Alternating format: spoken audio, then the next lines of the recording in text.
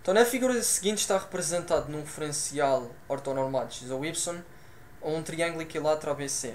Sabe-se que o ponto A tem ordenada positiva, os pontos B e C pertencem ao eixo ao x e o ponto B tem a abscissa 1 e o ponto C tem a abscissa maior do que 1. Okay? Qual é a equação reduzida da reta AB? Então temos aqui 4 opções e a primeira coisa que nós temos de fazer neste tipo de exercícios é pelo menos visualizar o que é que seria a nossa reta AB. Certo? Portanto seria aqui esta reta, certo? Que vai passar então no meu ponto A e pelo meu ponto B. Eu vou representar aqui essa reta a verde. Okay? Portanto seria mais ou menos aqui esta reta. Se nós tivéssemos informações diretas, automáticas, acerca das coordenadas do ponto A e do ponto B, nós facilmente conseguimos então definir a equação reduzida da reta AB. Não que neste caso seja difícil definir essa equação em questão, mas temos de pensar um bocadinho fora da caixa, ok? Portanto, uma das primeiras informações que eles aqui acabam por dar no enunciado é que o nosso triângulo ABC ele é equilátero, certo? O que é que isso significa? Se ele é equilátero, então se eu aqui tenho um ângulo alfa, aqui vou ter um ângulo alfa e aqui também vou ter um ângulo alfa. Ou seja, os meus 3 ângulos internos vão ser congruentes, certo? E a partir daí nós conseguimos pensar de uma maneira interessante, ok? Eu vou fazer o seguinte, eu vou calcular então, porque eu quero descobrir, repare, eu quero descobrir primeiro, a primeira coisa que nós aqui vamos estar preocupados, descobrir o declive dessa reta AB. Como é que eu poderia descobrir o declive da nossa reta AB?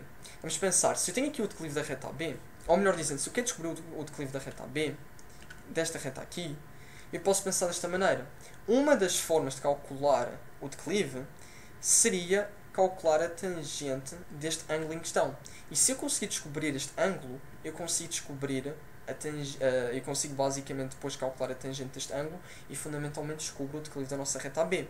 Porque eu posso determinar o declive de uma reta desta maneira, certo? Porque vai ser a tangente do ângulo de inclinação dessa reta.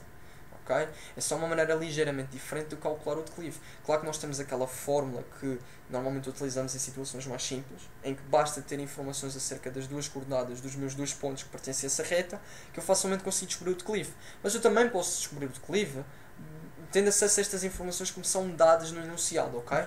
Então a primeira coisa é o seguinte, qual é o ângulo que nós estamos a buscar? É o ângulo CBA. Okay? Portanto, seria-se o ângulo CBA. E a amplitude do ângulo CBA é o seguinte, vai ser 180 a dividir por 3. Porquê que vai ser 180 graus a dividir por 3?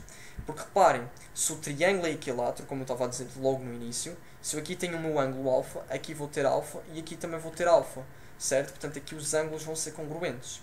Então 180 a dividir por 3 vai ser igual a 60, neste caso 60 graus, ok? Portanto a amplitude do meu ângulo CBA é 60 graus.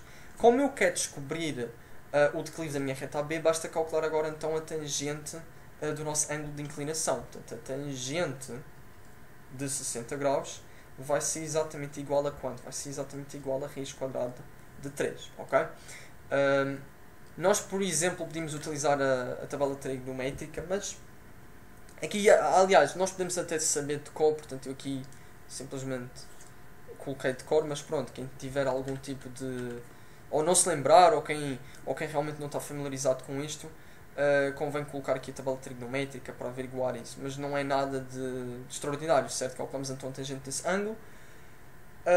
Depois, o que é que a gente aqui já sabe? Já sabemos então que o declive da nossa reta AB é raiz quadrada de 3. Então vamos já delinear aqui pelo menos a equação que vai caracterizar essa reta em questão. Portanto, a nossa reta AB ela vai ser definida então por esta equação. Y igual a raiz quadrada de 3, x mais b. Eu, para conseguir então definir de maneira perfeita a minha reta AB, eu preciso conhecer o meu parâmetro B. E eu, para conseguir descobrir o meu parâmetro B, eu tenho de ter informações acerca de um ponto que pertence a essa reta. Será que eu tenho informações acerca de um ponto que pertence a essa reta? Claro que sim. Eu sei de 2 pontos, por exemplo, sei o ponto A e eu sei o ponto B. Neste caso aqui, o que eu sei é o seguinte, o ponto B é um ponto que vai ter então aqui o valor. Então reparem, ele está aqui a dizer que o ponto B ele tem a abscissa 1 e pertence ao eixo OX, certo? Portanto, nestas condições as coordenadas do meu ponto B vão ser estas. Vai ser 1,0. E com estas informações, certo? Eu tenho informação acerca da abscissa e da ordenada deste ponto. Eu consigo substituir isso aqui nesta nesta equação e consigo então descobrir o meu parâmetro B. Que porventura, para quem não está familiarizado com isso, o parâmetro B nada mais é do que a ordenada na origem. Mas então vamos pegar aqui nestas informações e substituir. Então vou ter aqui 0 igual a raiz quadrada de 3 a multiplicar por 1 mais B. E vou ter aqui 0 igual a raiz quadrada de 3 mais B. Se eu quiser descobrir quanto é que vale B, o que é que eu tenho de fazer? Simplesmente isolar B.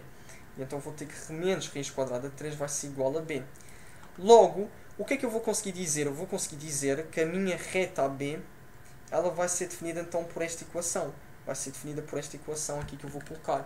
Portanto, conseguimos concluir que a reta AB vai ser definida pela equação y igual a raiz quadrada de x, de raiz quadrada de 3, x menos raiz quadrada de 3. Ok? Portanto, a equação que vai definir a reta AB, ou seja, a condição analítica que define a nossa entidade geométrica, certo? Que neste caso acaba por ser a reta AB, vai ser então aqui esta equação.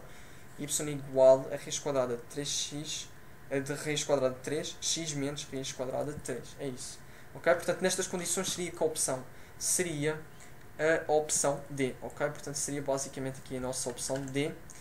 E nós aqui conseguimos então finalizar aqui o nosso exercício. Ok? Qualquer dúvida, deixem nos comentários que eu vou tentar responder.